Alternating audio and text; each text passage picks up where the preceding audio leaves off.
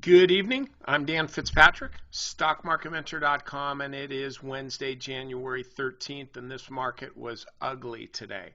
I want to look at Tesla in large part because I was looking at the other auto manufacturers, and they're all stinking up the joint, and I thought, hey, what's Tesla looking like? And this is actually stinking up the joint too. Here's the thing. The company reports earnings next month, almost a month away on February 10th. This stock will not be at $200.39 on February 10th. Now, might be up at $240 on February 11th. Who knows? Or it may be down at $140. But here's the deal. The stock has broken through support here and testing 200 bucks.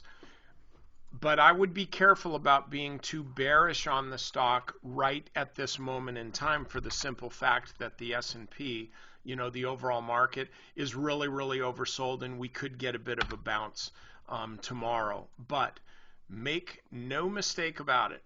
This stock, and I think I might have mentioned this quite a while ago, but perhaps not. This stock has been forming this bearish wedge for a while. Higher highs, higher lows, but the trend lines are converging.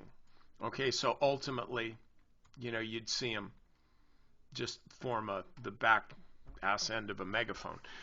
But so typically what happens here is the stock starts to fall out, the megaphone starts to fall out the wedge, and then continues to go.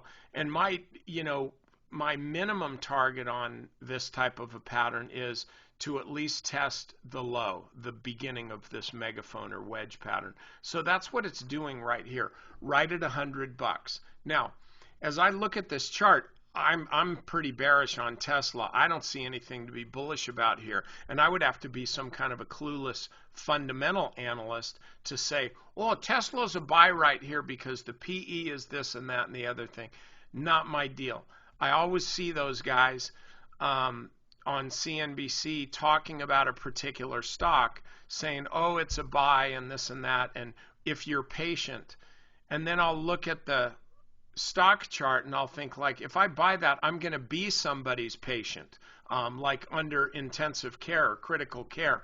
The bottom line is the charts really are the ones that control whether you make money or lose money, not a PE or revenues or anything else. So what I want you to do on Tesla, stand back.